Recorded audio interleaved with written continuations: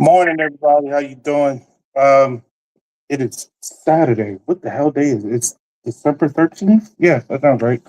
We'll go with that.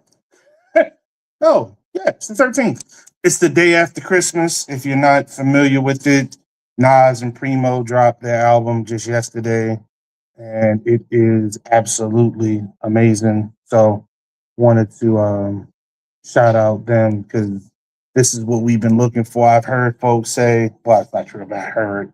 I've watched folks say online some comments that Primo's beats were off, but Nas's rhymes were tight. I disagree. I think this is the perfect closure to the Mass Appeal run that Nas did.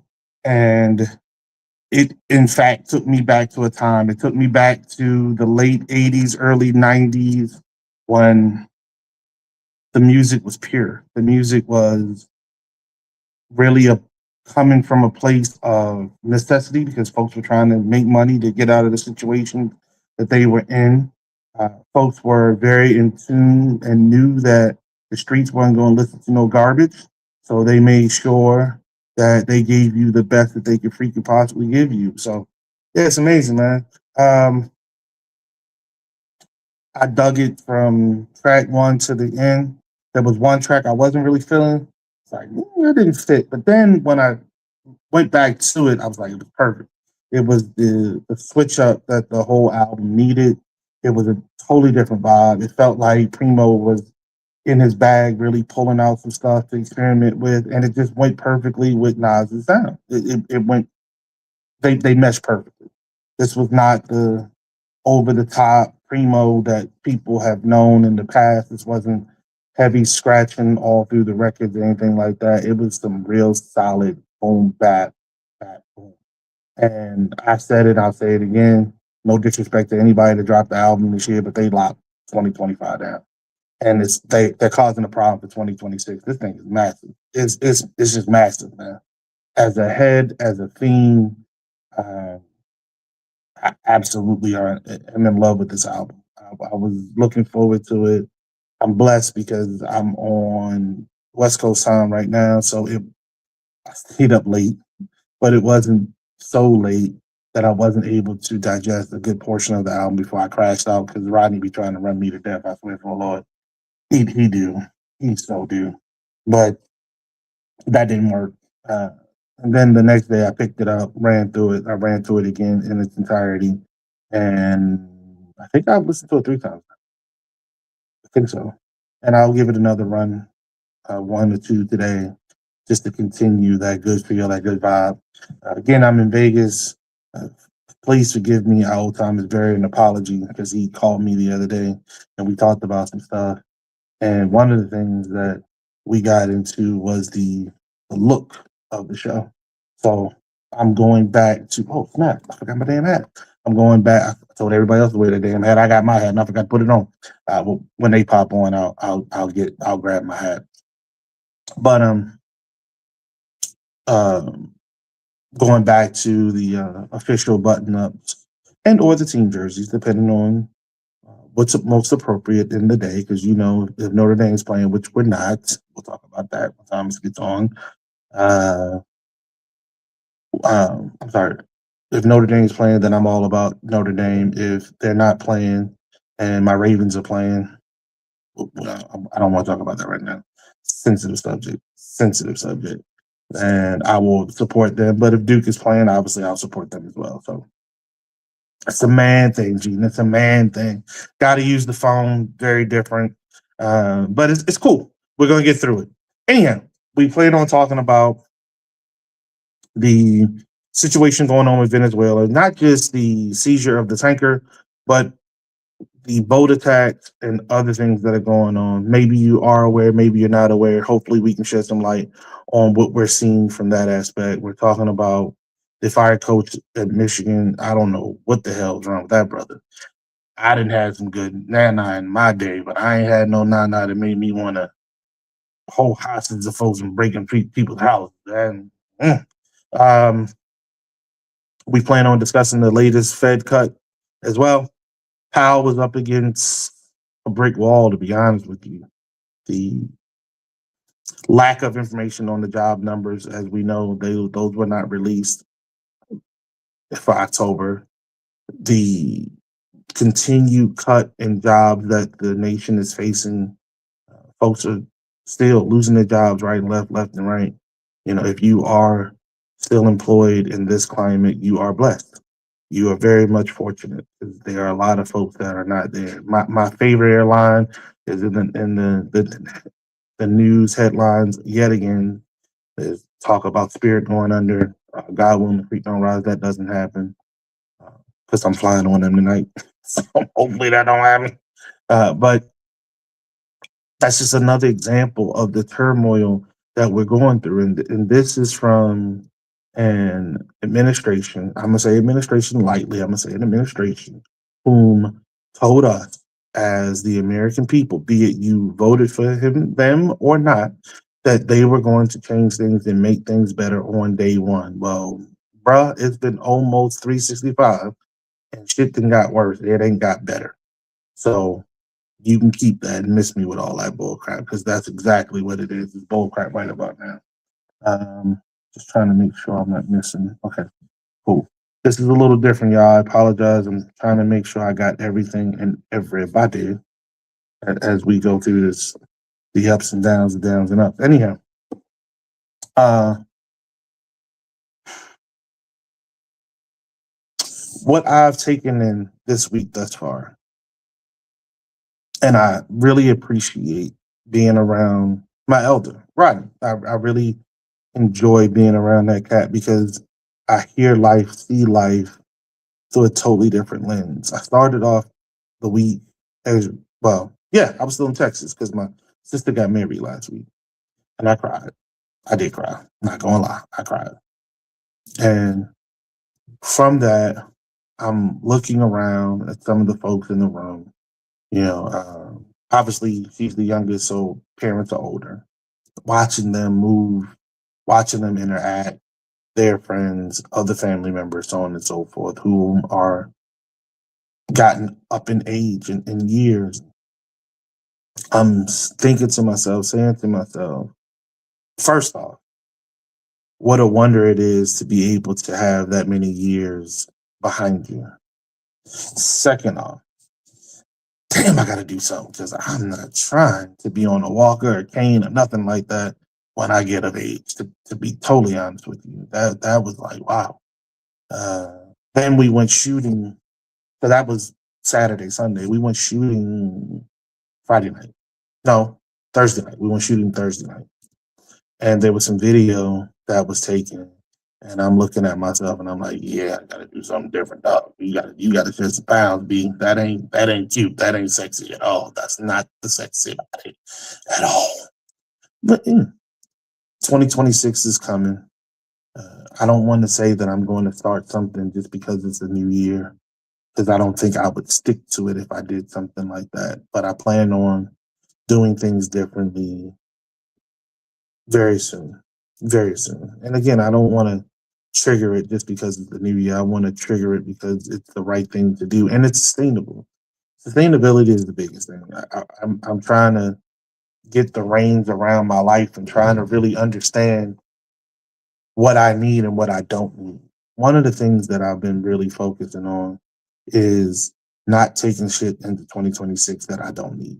Seriously. Like I'm I'm getting I'm getting to the point where I'm understanding fully that the summers behind me a hell of a lot more than the summers in front of me.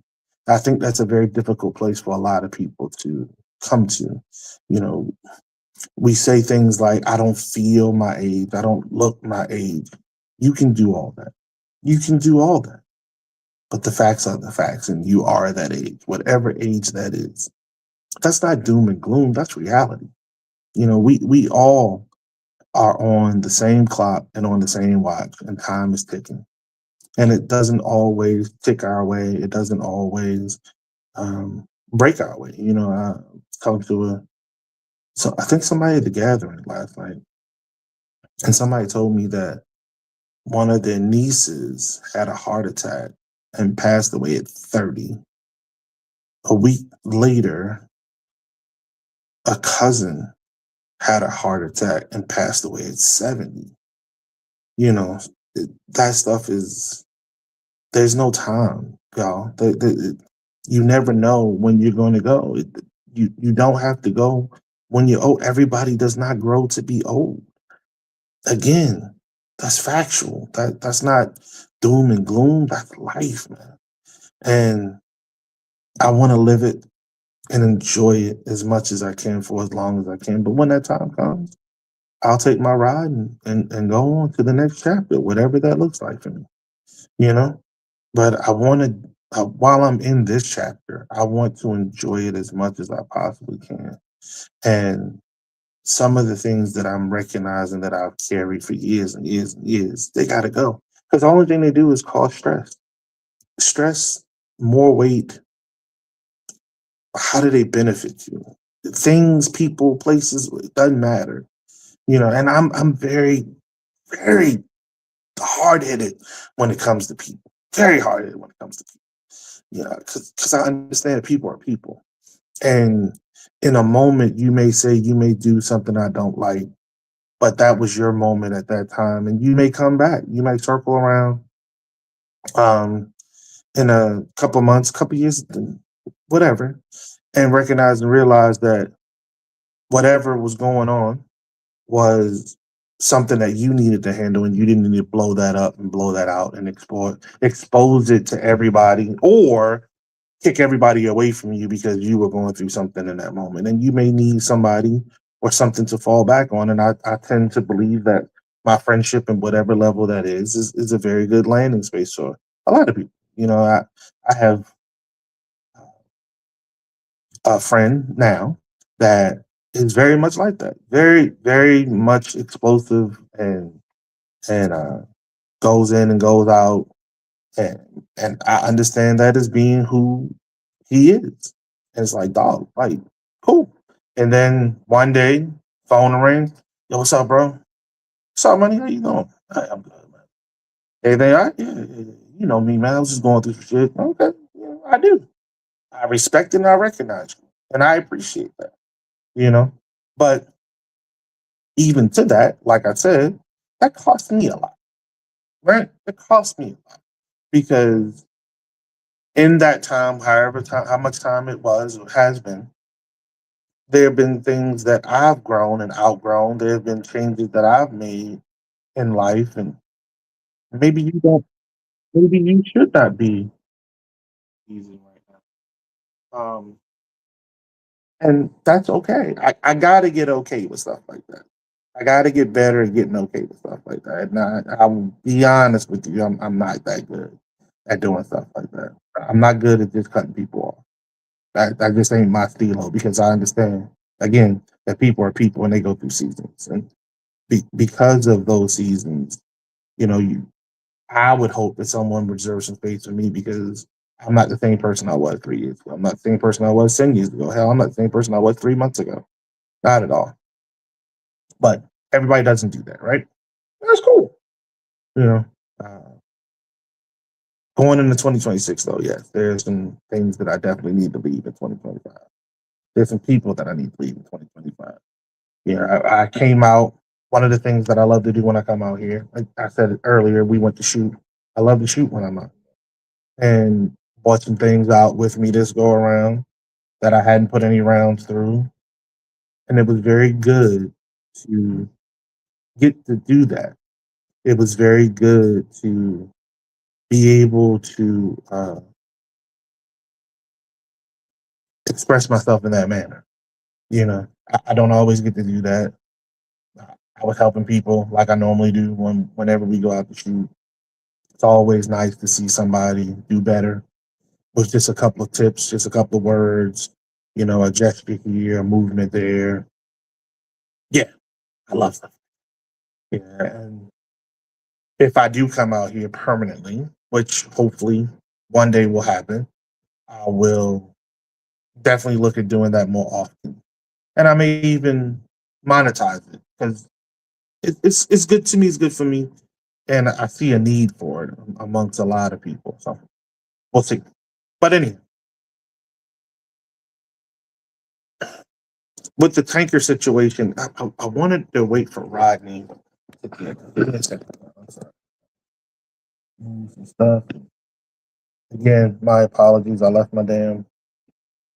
I left my laptop, so it's a little different.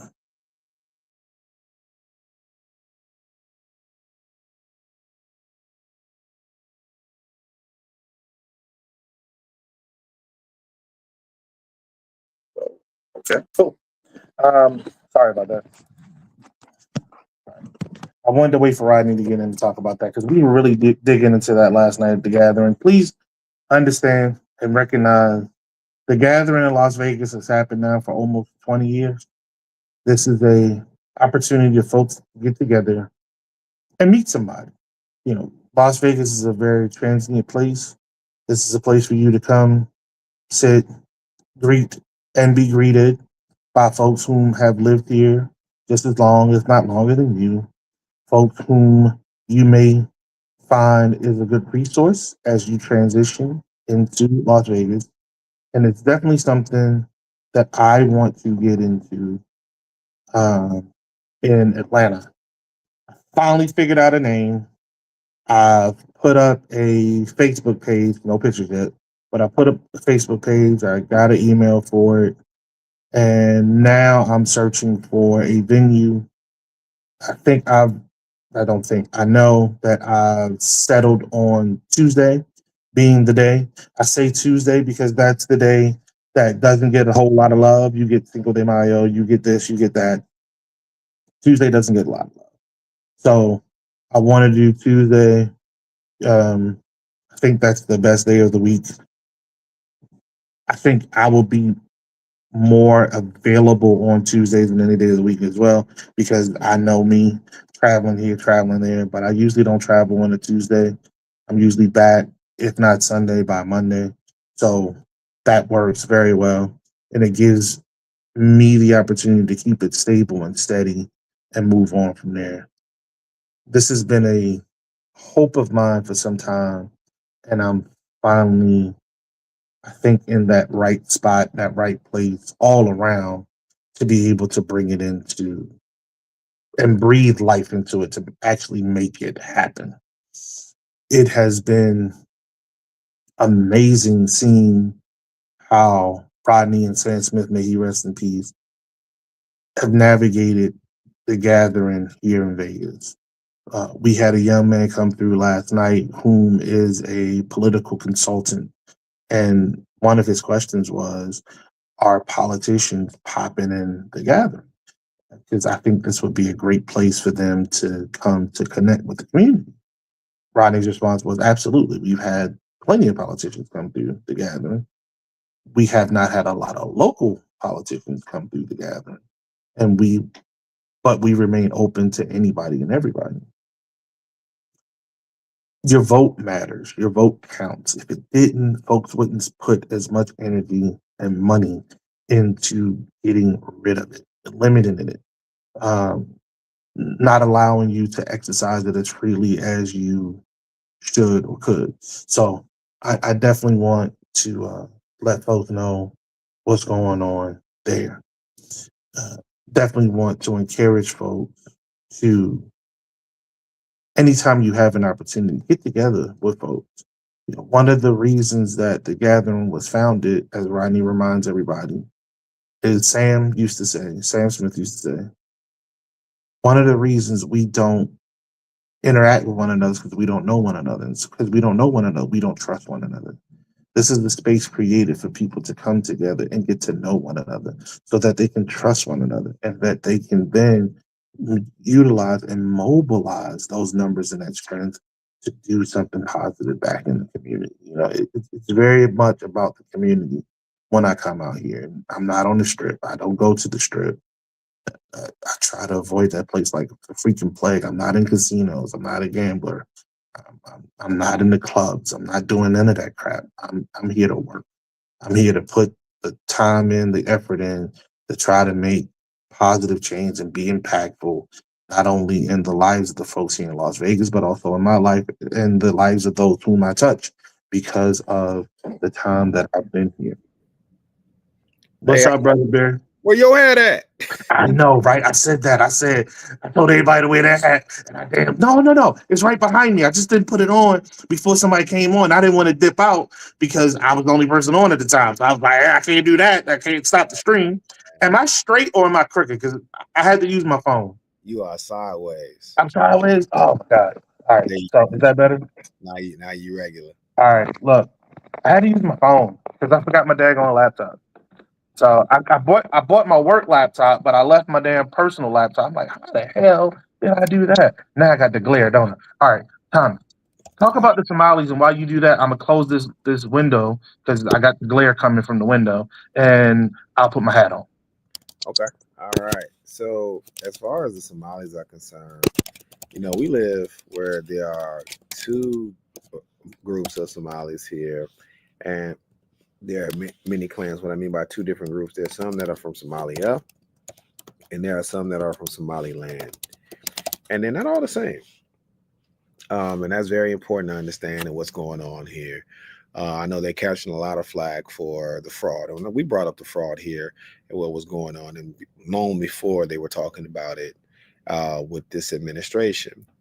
But be mindful that not every Somali citizen has stolen here in Minneapolis or St. Paul. And also keep in mind that there are checks and balances in all of these things. There are people who are supposed to be over the Somalis, making sure that they're not taking or not stealing or whatever the case may be. Where are those people? Why is there no white person from DHS that has been arrested or fired because they allowed them to run off with that type of money? Why is there no white person from UCARE that's willing to say? Now, I have an ex who used to work there. And part of the reason why she got let go was because she was calling out the fraud back in 2017. It's 2025. So how are people acting like they're so shocked? And when she was doing it as the only black woman at the table, she was told she was xenophobic. And you can't blame all Somali people for what a few are doing. And this is what crime and crimes and misdemeanors like in this country. And they got, unfortunately, what they call, what Paul Mooney called the nigga wake up call, because a lot of them were going around saying that they weren't black and they were different and whatever the case may be. Let me give you all a news flash. In this country, and I know you don't listen to pop culture. Let me just tell you how it goes. Let me just let you know. There's two races in this country. You're either black or you're white. I'm gonna say it again. There's only two. And when you get into everything else, you get into nationalities and ethnicity. Something totally different. America is the birthplace of race. I heard a Nigerian brother tell me last week, well, we don't have black this and that inside of our country. Well, guess what, fool? You here. We ain't in your country. I ain't never been on the continent. Don't tell me what you got going on in your country. That's part of the problem that you have. White folks don't care about your country. You're in America. That is a part of the American dominance piece that's been permeated since and before I was born. They don't care about your country. So when you come here, you are either black or you white. You may say, yeah, I'm Latino, but you're still kind of depending on what they need you for, but they still look at you like you black. They kind of wink to you like, yo, you like it. So we like you from time to time. You make a You in cool. that N word category. Come on, but you still in there. And if you don't believe it, ask the Irish. The Irish was the last of the whites that they were called the white niggas. They were called the white niggas for so long. They didn't become white until the 1930s. They didn't become white till the 1930s. When I hear people talk about why is Notre Dame doing this, because they know what it's like to be discriminated against. It's an Irish Catholic school. They understand what it's like to be a nigga, but they also know what it's like to amass power and money. So if you don't understand that in this country, and many people don't, the Somalis got their wake-up call because they were out here stomping for Trump. They were out here beefing with each other, right? And now the wake-up call for them, unfortunately, is, hey, you're not one of us. And that's what it boils down to. So I will tell you, I feel bad for the children. I feel bad for because once again, everybody's not a thief. Donald Trump and his children are still in the country blind. Are we going to lock up all white people once they finish? Are we going to say all white people stole? Or are we just going to say that was a Trump family? What are we going to do here? Yeah, rip that off. what are we going to do here? Are we going to just say that it's, you know, all? So that's the thing that I want people to understand. And Lee, it's negative. It feels like it's like -6, but it feels like -21 outside right now. So it's a little out here, and we ain't got time for nobody calling themselves ice when it's really ice out here, colder than an MFer. Talking about you trying to come into somebody's house and snatch them out in they socks and drawers in this type of weather. Because Right. it's cruel out here. And I just want people to know, man, the Somali community is a part of the fabric of Minnesota. And I know a lot of my folks, we're mad at them, we're angry at them because of we feel like, oh, well, they got access to this and that, and we don't have this. Keep this in mind, y'all. And this is something that we have to still deal with ourselves, being those descendants of the people that was chained to the boat on the boats in that passage. Is that they gave them access over us because they knew they could manipulate them like they have. And that's all it is. That, we're talking about $1 billion, $2 billion. We just had a $36 billion surplus here in the state of Minnesota 2 years ago. That 36 billion, Lee, was redistributed. Nobody's asking where is the money. Where did it go? Where did money go? We had 36. Okay, Trump coming in, he tripping, but we just had 36 billion, right? We should be making something back. Like if we put out 36, we should have got 72 back. When we gonna get that when we gonna get that flip, right? Ooh, talking about the hustling mentality. I'm just saying, because typically when people tell you hey, we want this money, it's gonna save us here. Okay, when we gonna get that savings? When we gonna make that money back? Right? Who got that money? Because if a state got a surplus of 36 and they had to do 7 hustles to steal $1 billion, right? Let's subtract that billion. It's still 35 billion out there. Where's that money at? Who got that money? You can't be distracted because the main thing, and I talked about this on the show, they knew they were taking the money. The feds were seeing that they were sending $9 million every other day to Somalia in cash from the airport through Dubai. And the feds saw this. And so when this all comes out, and guess when they start seeing this money being stolen? Not under Biden, but Under Trump. First Trump administration. So this is a Trojan horse that they've been building. They've been building this the entire time. They've been knowing.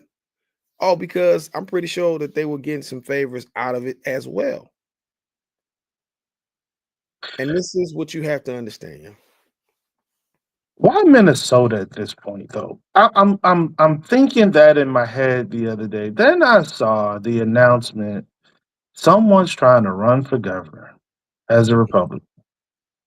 And I said, "Oh, as we know, and we've said multiple times on the show, these folks want to have a constitutional convention. So they need as many gubernatorialships as they possibly can get. And they will chip away at that one at a time for as long as necessary so they can get enough in power to then hope that they can take back the House and the Senate and the presidency and do what they really want to do. This is definitely the long game being played right in front of our eyes. Well, what's the cold part, bro, is that I have to sit and watch this media piece locally, which is disgusting. Because a lot of these stories are old stories. Feeding Our Future is a 2-year story. That happened 2 years ago. The autism story is a fairly new story. That's true. And then they have a couple of other stories, but they're regenning these stories up. And they're regenning these stories up for that campaign push for governorship, as you're talking about. And that's the ugly side of it. When you think about these affiliates of ABC, NBC, whatever, being bought by conservatives, and how they will take the airwaves of the news, make it totally political, and they've pretty much been running fraud stories for the last 60 days. And I'm like, wait a minute, hold on. This ain't new. This ain't new. And all of a sudden, y'all bringing it back like it's new. It's the flavor of the month, but it's not a new flavor. You know what I'm saying? Butter pecan ain't a new flavor. But if they got a butter pecan new dish at Dairy Queen, have at it. It's just the flavor of the month. So the that lynch mob mentality of white America is sticking its head out again. And then when you watch and you see all the news and you hear all of these things, you're like, why are we acting like this new? Didn't we already have this conversation? Did we? And don't get me wrong, Governor Waltz, you do got to tell a little bit more truth, because I saw your press conference yesterday. You said this is about COVID money. No, it's not. And the lies is what hurts. The lie, because you're gonna get caught up in the lies.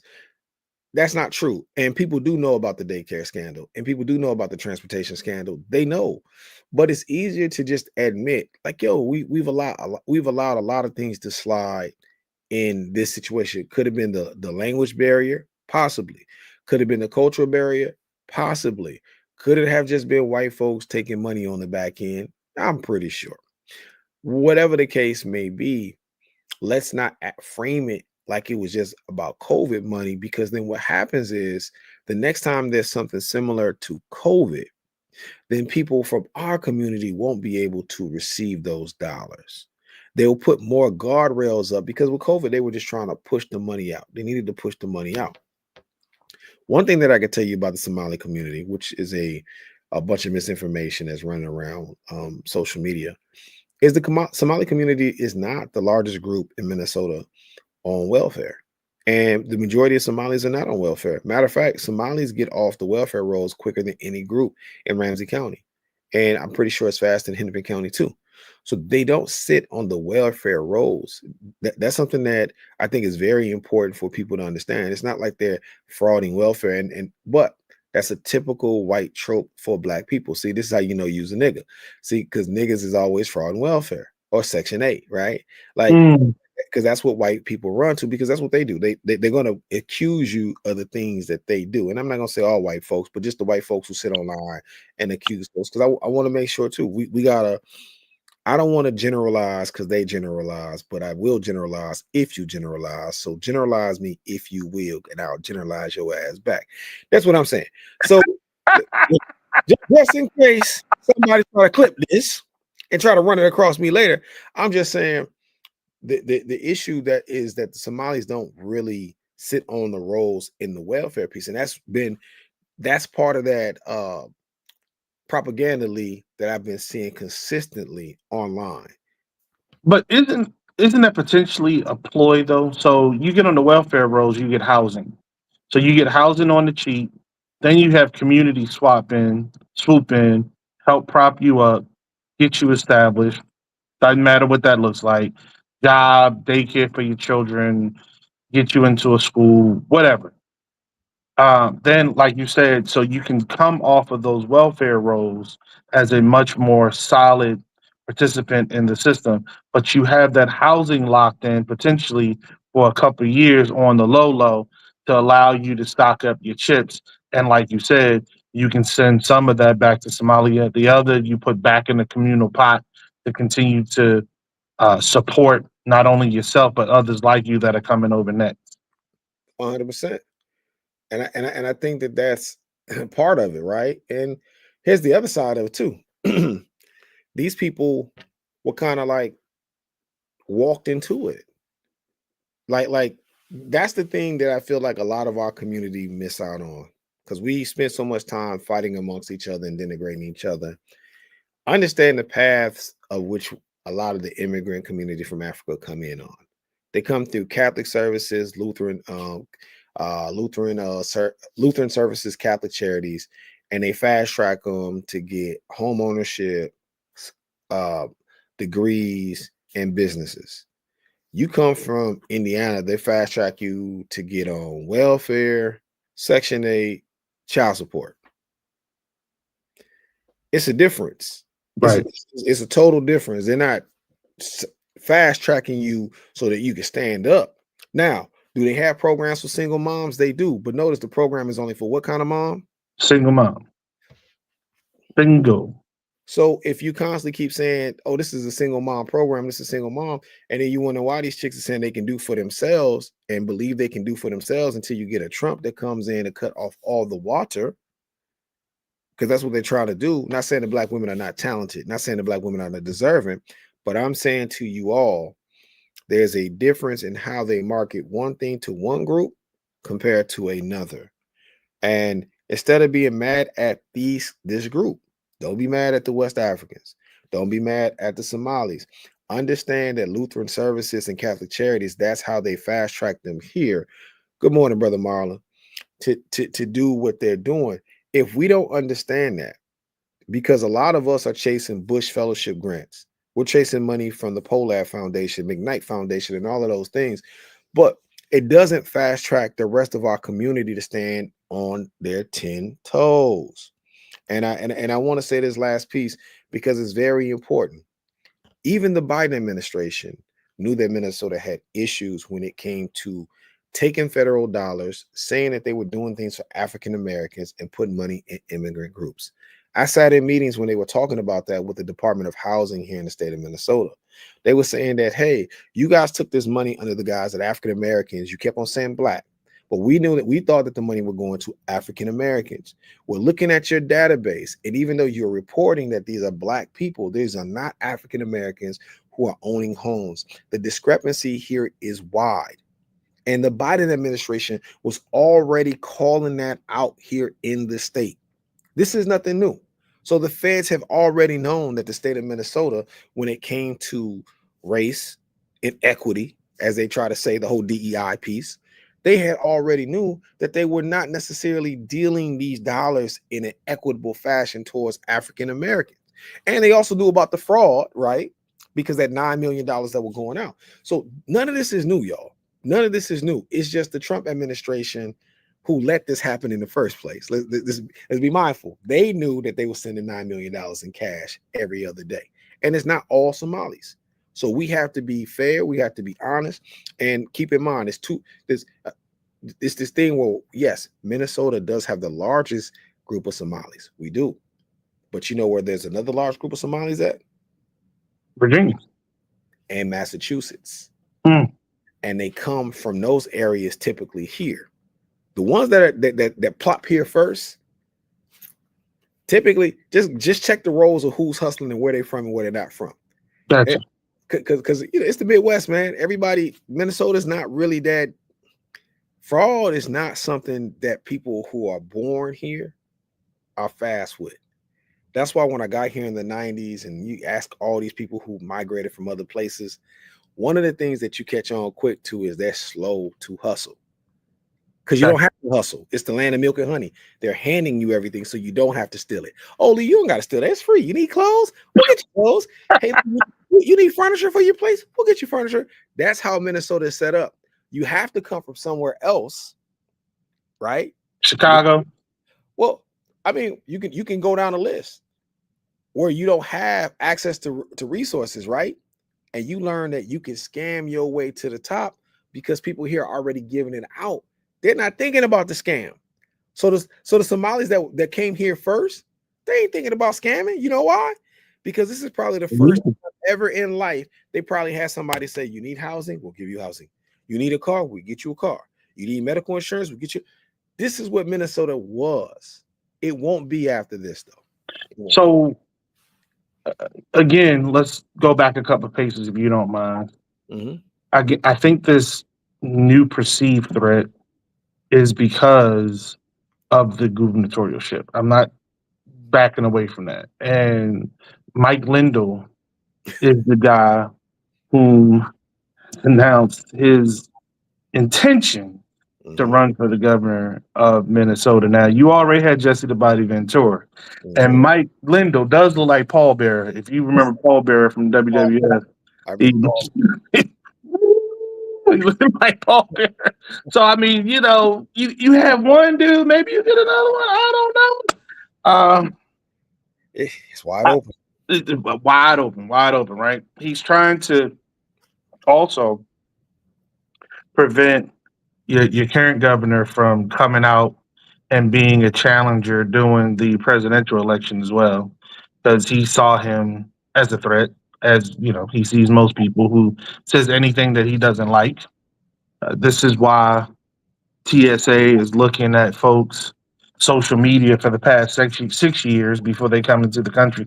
That shit is crazy. We'll talk about that at a later time. But anyhow, um, I I see us forgetting this in a couple weeks, just like the Haitians eating the dogs and the cats were Mm, forgotten about in mm, short order.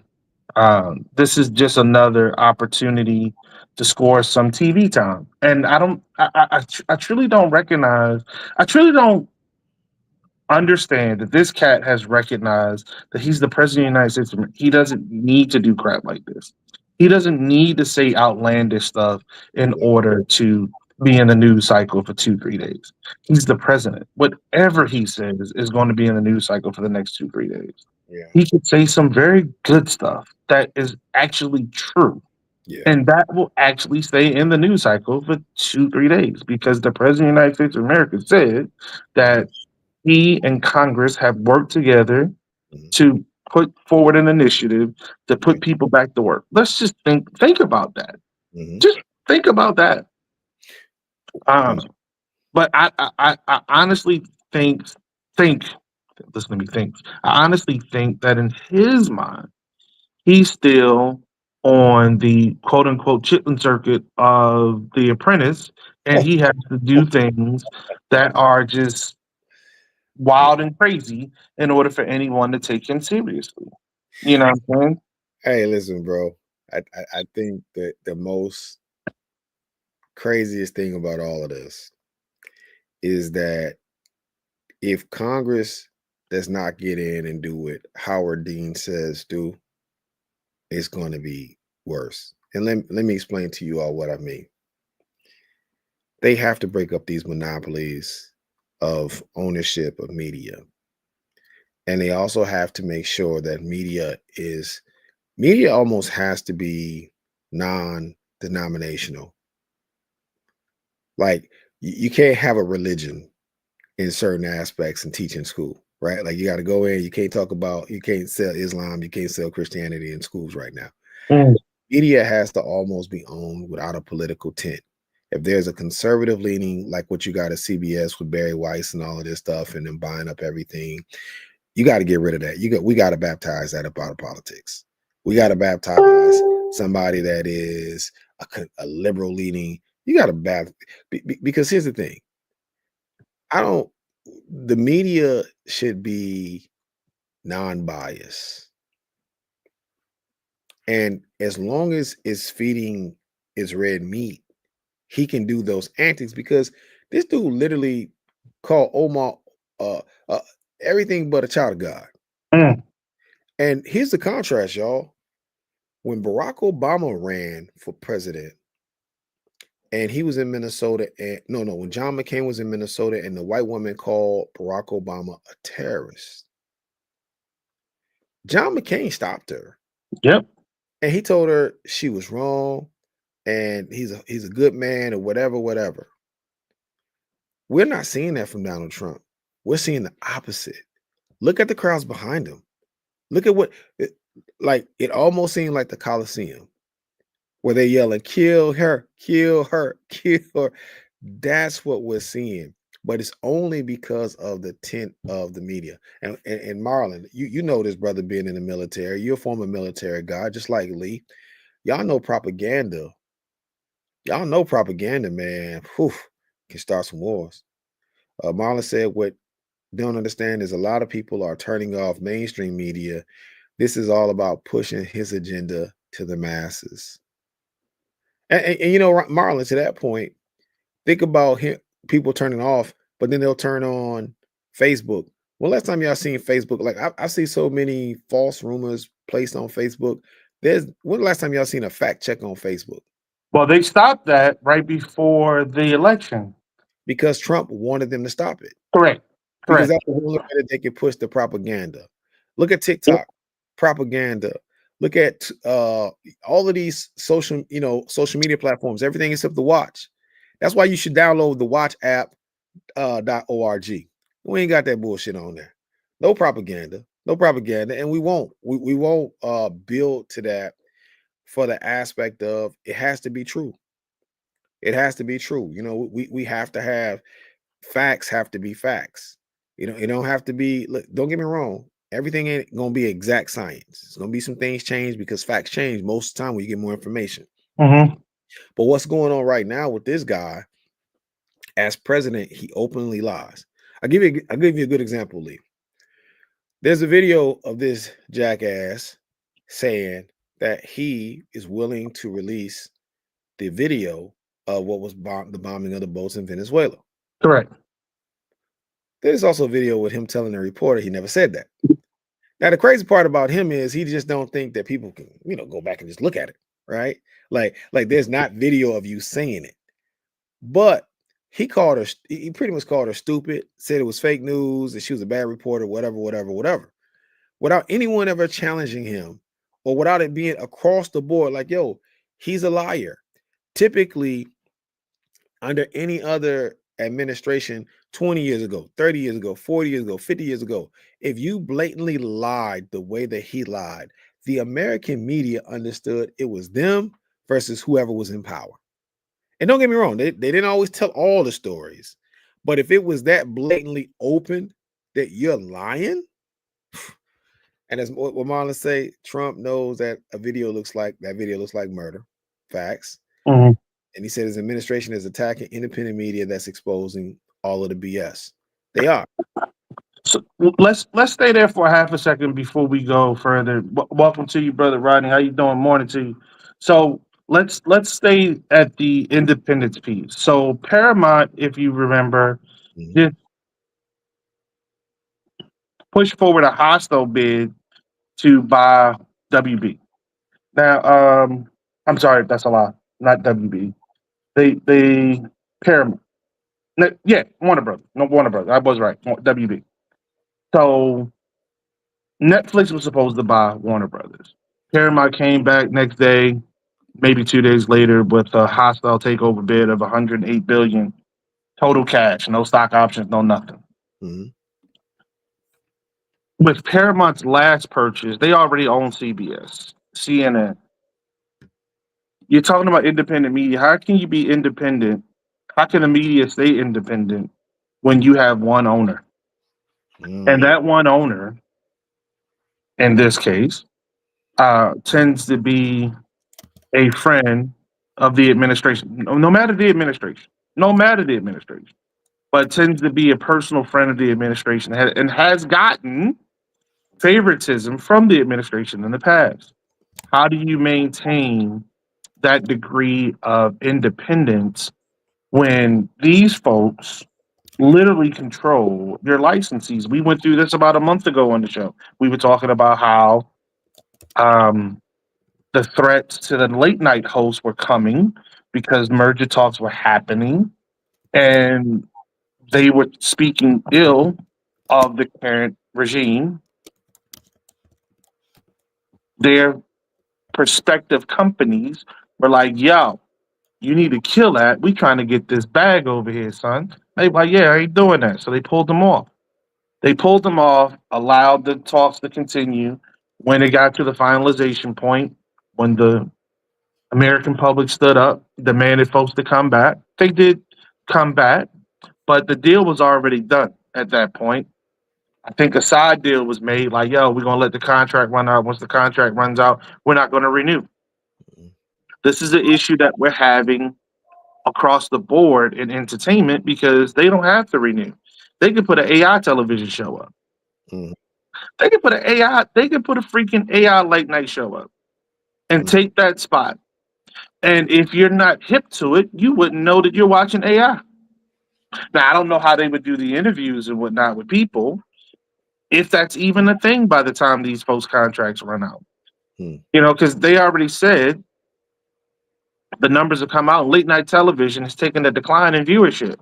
So do you want to spice things up for the viewer? Do you want to, do everything now where it's like what we're doing? Instead of folks sitting together, the AI could be over here asking questions. the guests could be wherever they are answering the questions, and you just mesh them together. Yeah, but Lee, I would say this much. I'm always careful in saying what they think that they can project to people Mm, because the numbers don't always match. Let me right, give you an example. We can just do streaming services and music will be popular. Well, ask hip hop. How popular is it? right, Oh, but let us talk about the technology and the reach and how much better it is. Well, people don't like the music. Now what you gonna do? correct. Oh, we talked about this with movies. People don't like the movies. So now what? You can do all this technology piece, and I say this all the time. Some of the last great piece of cinema style film was in the 90s, early 2000s.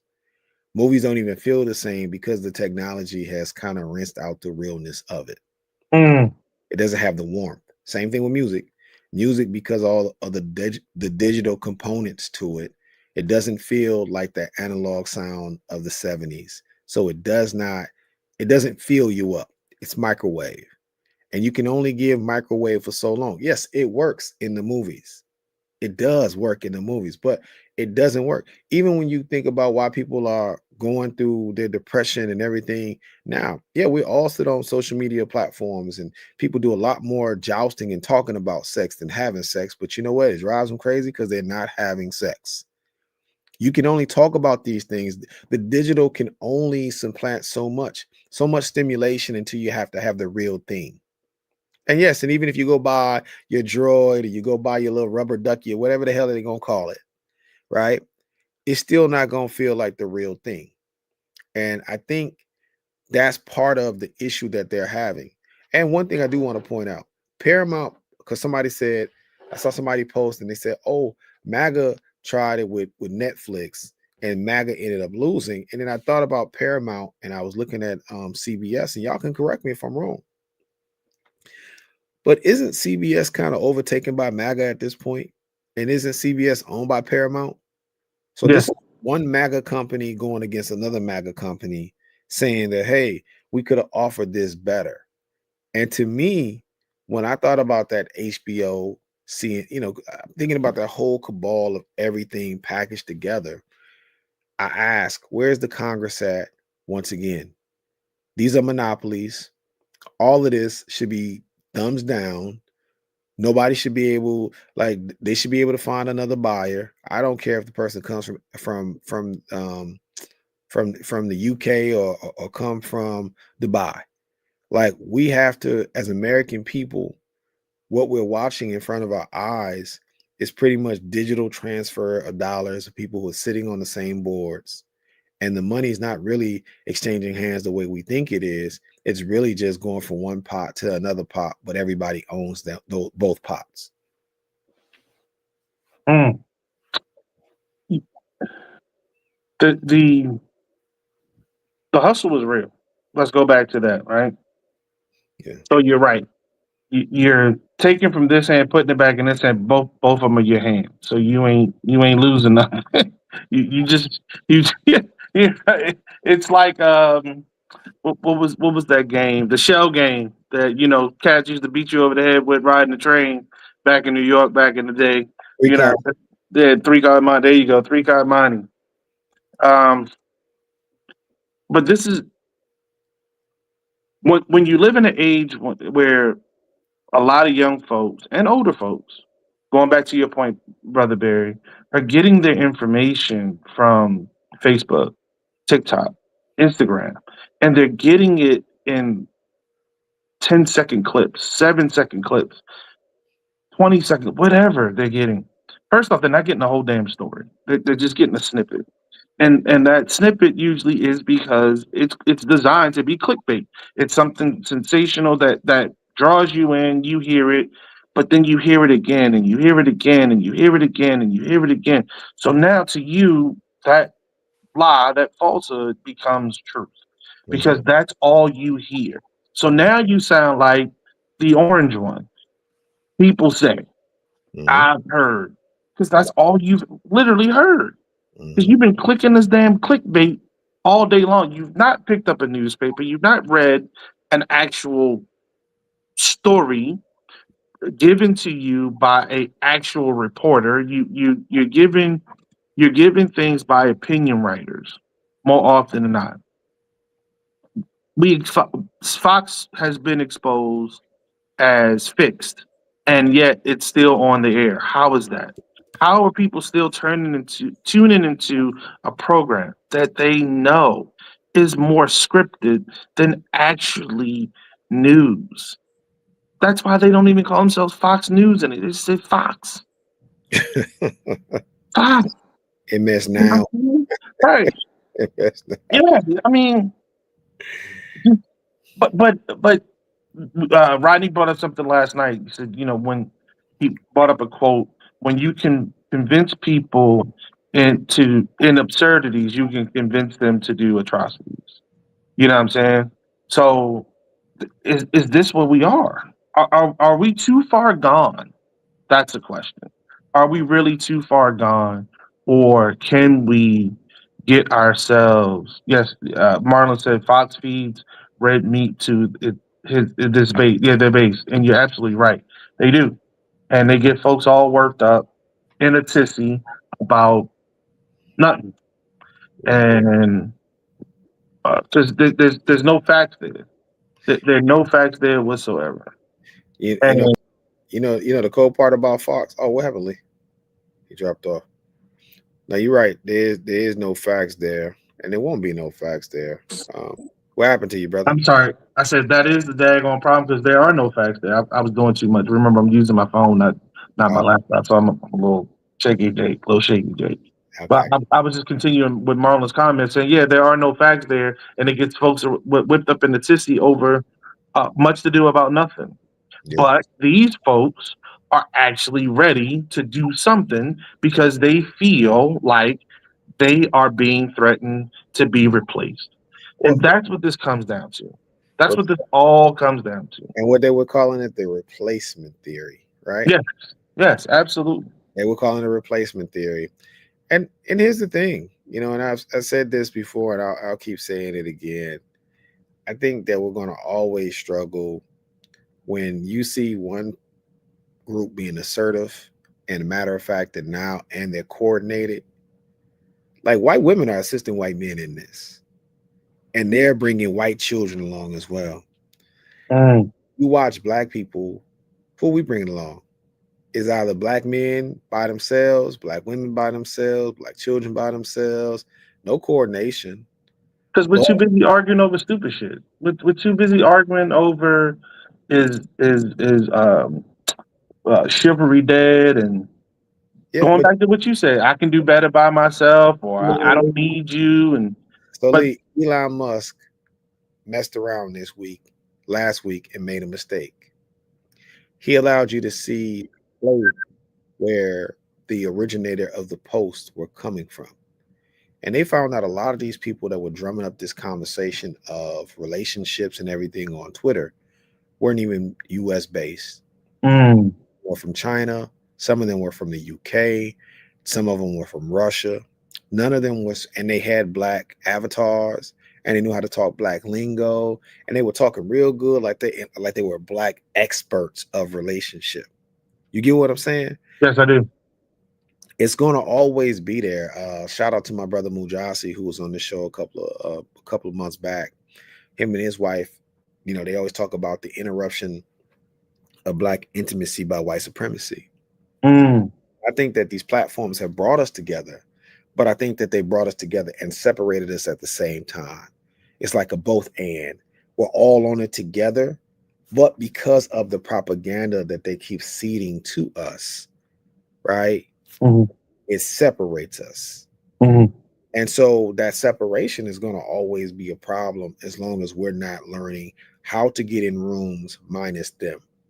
And part of this, and I call it the Toussaint versus the Dessalines theory, is that a lot of us are a bunch of Toussaints. We say we want freedom, we want this expansion, but we really want white acceptance. Where Dessalines didn't want it at all and didn't care for it. Didn't mean that he didn't have white allies, didn't mean that he didn't have white folks that he was partnering with, but he wasn't doing it to prove to white folks that he was a human being, or he wasn't doing it to prove to white folks that he was a general to their taking. He just wanted his freedom. And I think what you see a lot of times online when it comes to relationships and that separation piece between black women, black children, and black men is that some of us are always trying to motion to white folks that, yeah, I am a human being too. And it's never going to work that way. Rodney, what do you think about?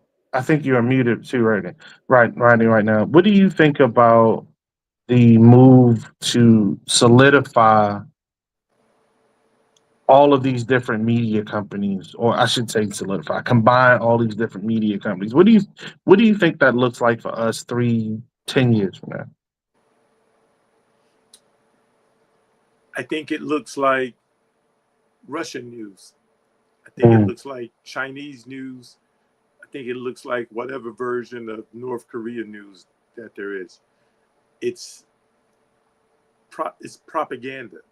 It's not news, and we probably should stop calling it news. mm, It is uh, government run media for the leader of the government. That's what it is. It is the further conditioning and whitewashing of Americans who haven't been conditioned and whitewashed already, and or who haven't broken that conditioning and whitewashing already. It truly is straight up propaganda. mm. Do you see the potential for us hopping off of this track and going back to where we were, even though that may not have been the best road to go on? Do you see us going having the potential of getting back there, or do you think we're too far gone? Maybe we shouldn't even say go back, Okay. because America never was what it should have been anyway. And the role that black people have always played in America is pushing it further towards that more perfect union that white people talked about but didn't really mean. Hmm. So what we should what I believe we should be doing is, what can we do to make America be who she is supposed to be? And what is our role in it, which I believe is the role that we've already played and forgot that that's our role, is we need to lead in that effort. It doesn't mean we always need to be in the front. As a matter of fact, if your allies are really your allies, they know what happens when we're in the front, and they will volunteer to march in front of you. So that's what we need. This is the what is easy. Black people need to be black people and do what black people have always done. Maybe do it better than we've ever done it before, and keep pushing and don't stop, because we cannot afford to lose this one. Because when we lose this one, the final solution that Hitler had for us back in the 40s is the same final solution that this 21st century Führer has for us. And you can see that playing out in Thomas's state right now as they round up so-called Somalis, and as they're taking African Americans, as they round up Haitians and other places, they're taking African Americans. We have to remember, this is always and has been about getting us, getting rid of the 13th Amendment, the 14th Amendment, and the 15th Amendment. And they're doing a pretty good job of those things. So I said this last night, and I'll say it again. Pause for a second. Morning, Sister Rashi. How you doing? I said this last night, and I'll say it again. I think a huge crux to this, a huge challenge to this, is a lot of Black folks have gotten comfortable, and they have accumulated stuff, and they're very concerned about keeping their stuff.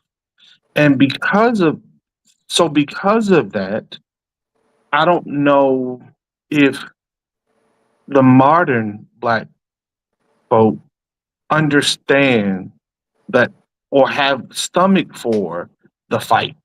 I think that we they have gotten so used to, again, that break from their past life. Maybe it was their childhood, maybe it was their parents' childhood or whatever, not having to live through that, whatever that is.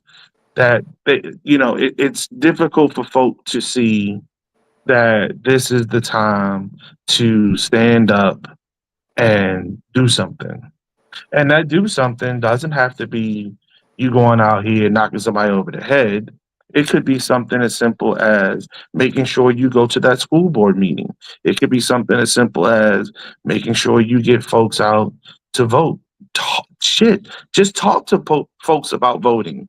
You know, get off the bull crap conversations that a lot of people have that are nothing burgers, and have real conversations about what's going on in our actual world, not the fictional one that you have in your head, not the one that you're talking about. Well, it should be, well, I wish it, but no, but the one that's actually presenting itself day in and day out, that we are trying to navigate and freaking survive. When as you said, Brother Rodney, you put a black person up against a Somali, you put a black person up against black American, born, raised, citizenified, against a Haitian. Some ICE agents don't care. They swooping everybody up in those raids, and you have to prove and fight for your independence and your citizenship in this democracy that supposedly granted you citizenship once you were born on our soil. But that's different. You don't have to type it right now. I was going to stop and let you get in. What did you have to add to that? Well, that last thing I typed when you said that about scooping up black people, scooping up African Americans, even though supposedly they're going after Somalis, supposedly they're going after Haitians, supposedly they're going after Venezuela. Here's the thing: is it's not that they don't care; it's what they want to do, and it is the plan. We are the target, and we have to keep telling ourselves we are the target. All too often I hear, this is not our fight. This is about immigration. This is not us. Why should we jump in? I've even heard some people say, oh, let them take the Somalis. I, I don't like Haitians. And I'm thinking, why? You're putting a knife up to your throat, and every time you say something misinformed or miseducated, you're just cutting your own throat, because it is about us, and they're coming for us. They're getting us. Remember, the 10,000 slave catchers haven't been unleashed upon us yet. And they're also talking about hiring bounty hunters. I mean, actual people who are getting paid to go and hunt us down. They will be hunting us down. They may have done it already. We just don't know about it. But we know that this is a part of the plan, and so we should care that they're going after Somalis. And I Brother want to Barry, inject some. in your state, I know y'all are catching it right now, but I hope that you all are looking past former transgressions and figuring out a way to unite. I want to say something, and Marlon, you came in right on time because I actually was going to transition to that. And the thing I wanted to say before I let Sister Rashi get in at her two cents was, you're right. I don't think a lot of black folks believe that that could be us, and I think that because something that constantly circulated last night when we were at the gathering, and that was the morally. Dog, them days are gone. Them days are gone. This is not that America. Folks are not looking at this from a moral perspective. They're looking at this from a financial perspective.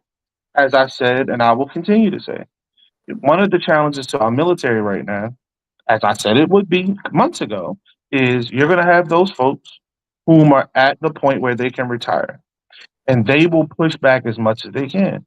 But they're either going to be forced out or they're going to choose to retire. Well, either way, well, that's not true. If they choose to retire, they'll get their benefits. They'll take care of their families. They'll take care of themselves. Those folks in the middle, kind of, sort of, in a way, those folks that got 16 years in, them folks that got 18 years in, haven't hit that 20-year mark, and they still have mortgage, they still have kids in college, they got grandkids now, so on and so forth. They're looking at this thing from a financial aspect. And they're saying to themselves, I can stand on my morals because I know what's right, but I'm going to lose my job. If we do not have jobs for these folks to fall into, that makes it even more difficult for them because now they're painted in the corner. That if this was 10 years ago, 20 years ago, I could lose my job, transition, get another job just as good, if not better than this one. I'm good. I'm going to stand on my morals. Now I lose my job. I have nothing to fall to. My house is gone. The kids get kicked out of school. The wife is gone. Now I'm living in my Toyota Prius on the side of the road with a sign saying "Help a vet." That's not how most of these cats are thinking nowadays. They're not looking at it like that. They're not going to stand up for the moral. They're not going to hold the moral ground. They're going to hold that financial ground. And when those finances say, "Shut your mouth up and do what these folks tell you to do," even though you don't like it, because you're holding on to the hope of hopes that that next election cycle, these folks will be replaced and retribution will be the order of the day. That's what's happening. That's what we're seeing happen. We saw Admiral Halsey just retired. We've seen other folks retired or step aside because of this administration. We're going to continue to see that until he can put the puppets in place that they want to have in place to do their bidding regardless. Regardless. Sister Rasha, you got something to put in there? Good morning, fellas. Good morning. Uh, I had to I had to do some personal stuff. I had to actually get them grades in and do some personal stuff. So I'm here on the half day. um, I I wish I could tell you how frustrating it is to be a black person who resonates well with foreign nationals. I speak more than one language. I eat their food. I wear their clothes. You understand? You're not talking about people. There are two types of black people. Well, technically three, but you either are ready to identify yourself with your lineage and heritage, or you're not. And so when you see any black person talking about they are not we, these are people who may or may not be prepared to align themselves with their delineation, align themselves with their actual um, ancestry. And so that's you're not just talking about I don't like that. I don't. It's not I don't like Somalis. It's I don't like any reminder that I'm not a 1776 born blue American. I don't like any I don't like to understand that I'm a particular part of the admixture of this country. Like I'm the part that's going to turn the whole pot brown. So when you start listening to people talk about that's them, not us. That's them, not us. Even when they start talking about I am not my ancestors, that's them, not us. That's how far that go back because they, in their heart, since we came from Africa, them ancestors, them is Africans. So anti-black sentiment, fellas, anti-black sentiment is not an ideology held only by non-blacks. The idea of being anti-black is embedded in our psyche. It was whipped into us. It's pretty much been the prevailing ideology since we've been here. We got to have you, but we don't want you. And so all of our national mindset is worked it up to please accept me. Please accept me. Please don't try to make me an other within a nation that I've been born into, that my mother was born into, stuff like that. So how do we get aligned? How do we align ourselves? Well, we wear their clothes, the clothes of the people who we live around. We eat uh green bean casserole and that other you know what I'm saying? We go to truck pool rally pools, and we love WrestleMania. And you understand, we have decided to align ourselves in a way where we don't hold on per se without real work to our ancestral lineage. So there is no way to make a person who has developed their personality as I'm an American. I'm an American. Mm. It's not, I'm not an African American. I'm not a person of color. I'm not none of that. I'm just an American, and I'm aligning myself with American values, American ideology. When you get those particular black people I'm an American, that's when you're going to hear stuff like, I'll be happy when they get these that nasty, y'all's president's favorite word, when they get these nasty people up out of the United States of America. Now, what they haven't understood is every person that we put out of this nation to go put back to their nation, we didn't already fucked with that nation. That's what I don't think people understand, just how much we interfere with these other people's homeland. So you think, oh, we got to take these dirty Somalis, because I don't know why they think we accepted Somalis in this country, but the reality is we have put in some nasty work in Somalia. We have done some extreme destabilization of the Somali government. We have dug deep into their reserves, and it wasn't nobody at the gate to stop us. And even if they did, them Somalis is thin. It take like 20, 30 Somalis to protect a banana tree. So when Only when rock. you when you see 75,000 Hmong in Medina, California, it's because we went to Vietnam and fucked that shit up. And then we told them, hey, shoot your brother in the head and I'll give you a pass to America. All right. When you see 75,000 Filipinos, right? It's because we went over there and you got it, you get the trend. So these people, and it's a part of our national, well, I don't know the name of it, Mr. Rodney, but we signed some kind of like humanitarian.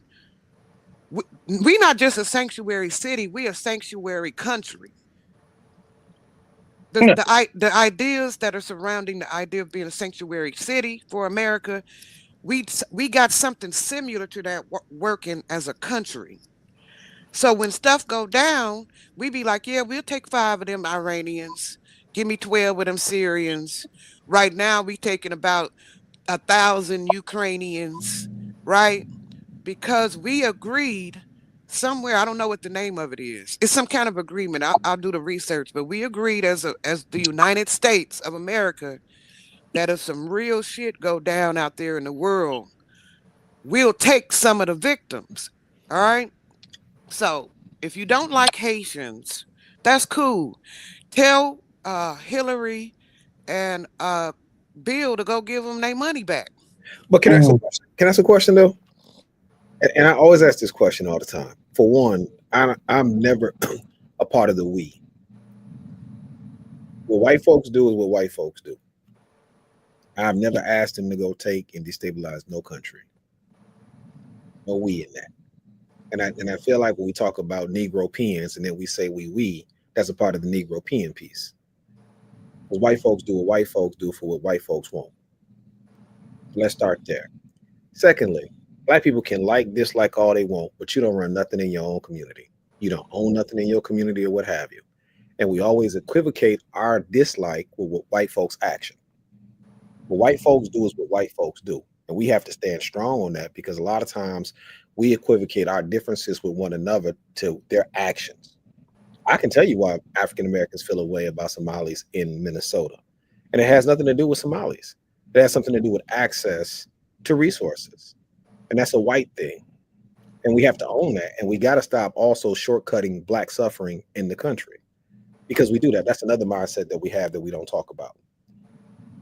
Like and I've had this conversation with my own friends who I consider to be, um, Pan-Africanists as well. But I've had this conversation with them for decades about the ignoring of the Black suffering in their own communities, but always looking elsewhere for suffering.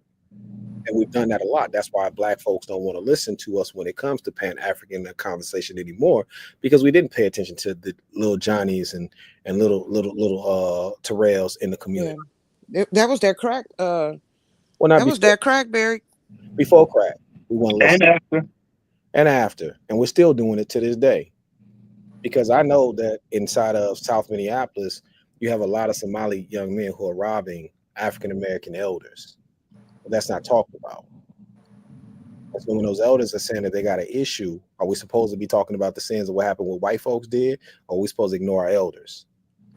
So there's a lot of intermingling that takes place that we have to also understand. There's the reason why people have their differences. But with that being said, we have to hold who's responsible.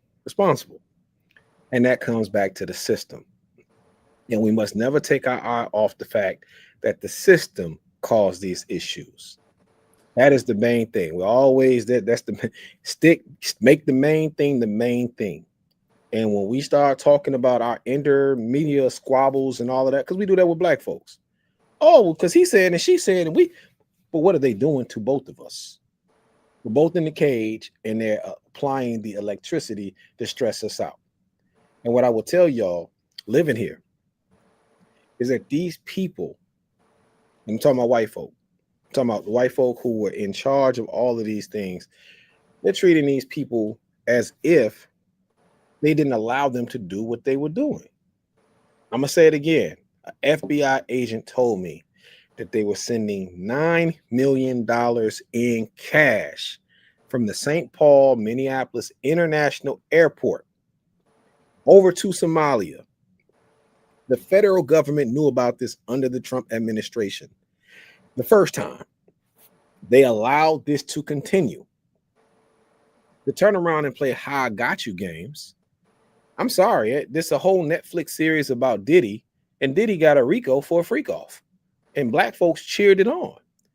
If the Somalis were doing as much as what they're saying, where's the RICO charge? There's Black people that's charged with RICO stuff everywhere. You know why you can't charge them with a conspiracy?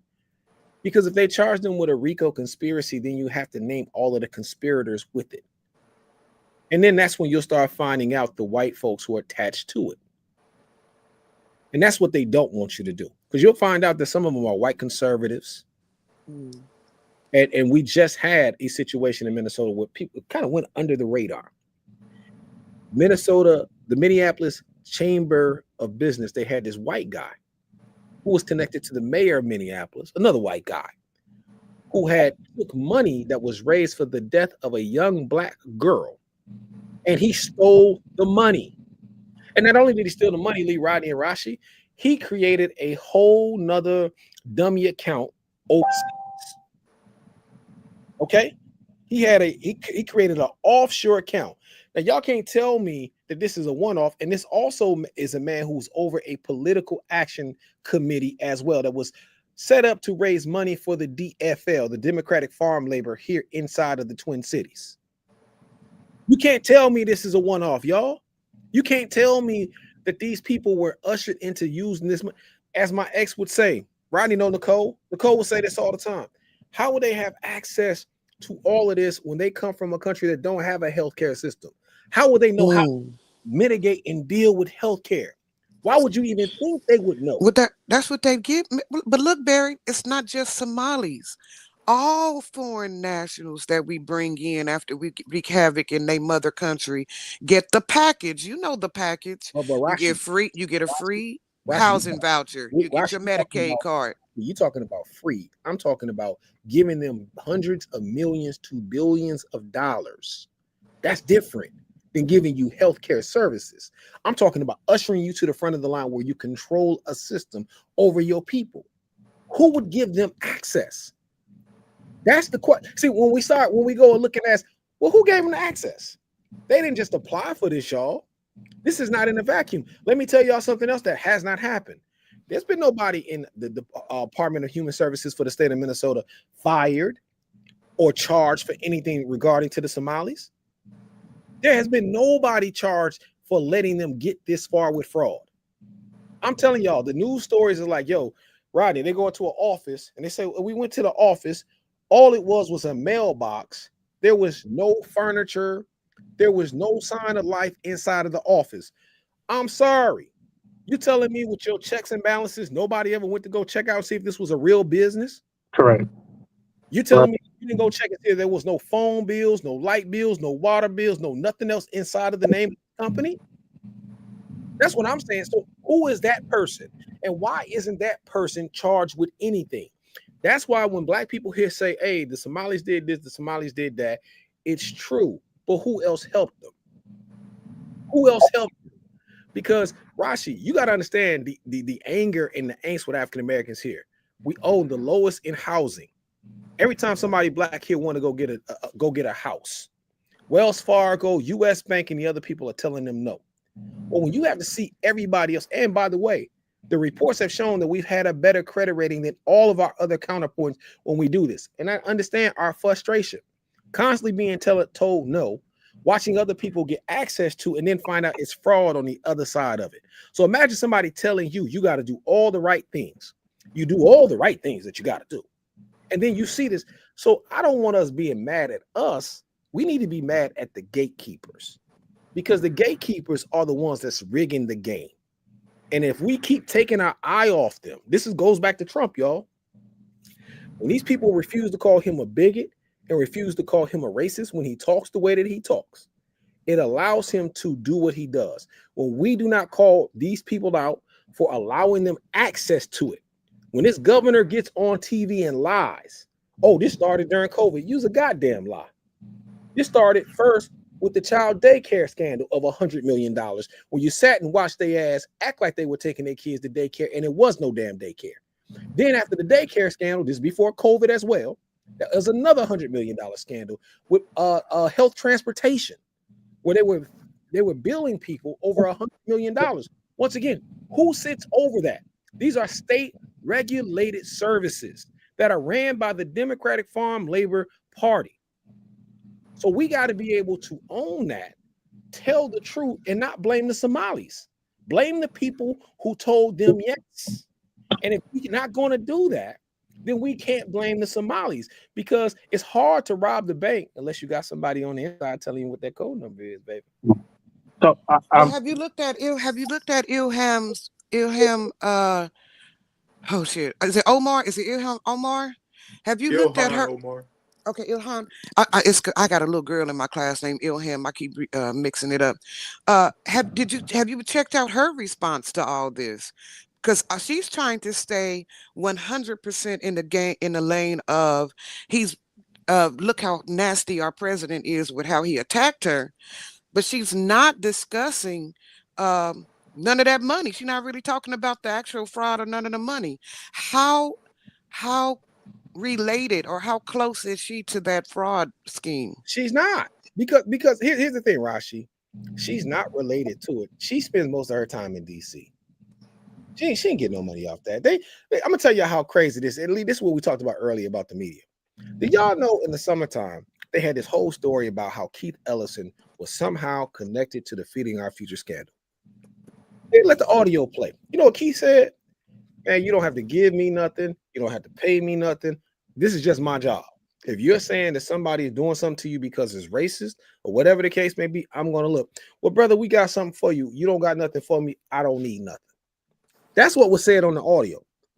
Clearly said he don't want nothing. He's just doing his job. But that's not what the headline says. The headline was saying that Keith Ellison was in on the Feeding Our Future scandal. That's how wicked this stuff has gotten, y'all. People, Ilhan Omar, even to attach her name to it, as if she's sitting in the room telling these people to do it, or she's got some type of. So what is some? Look, Epstein was paying Trump's. He was helping Trump out. How many of these folks was attached to Epstein? And this is the part that kills me about black association with black crime. Because they are Somali and she's Somali, she may know a handful of them.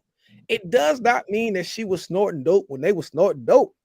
It might have just been my boy out of the mayor of Washington, D.C. He might have been in there, but she wasn't in the room. And you leave Barry alone. Mary, Marry him, but it ain't Omar. So I'm just saying to y'all, we gotta sometimes take a step back, and it's the racism association game that Trump is playing. And notice when he does it, he says another name, Barack Hussein Obama. Once again, because all of them got Muslim names, I got to throw Obama name in it too, so I can make it seem like because to a racist ear, now he sounds like he could be Somali. right. Okay. So I want to wrap this up because we do need to get to the Venezuela tanker and the other things that's going on down there. Uh, but that's a good one. That's a very good one. Great point, Tom. Thank you. So Well, I can give us our segue. You know how the Somalis used to have the pirate boats there off of Somalia. Well, now we are doing our own piratery on some boats. That's how that was the segue.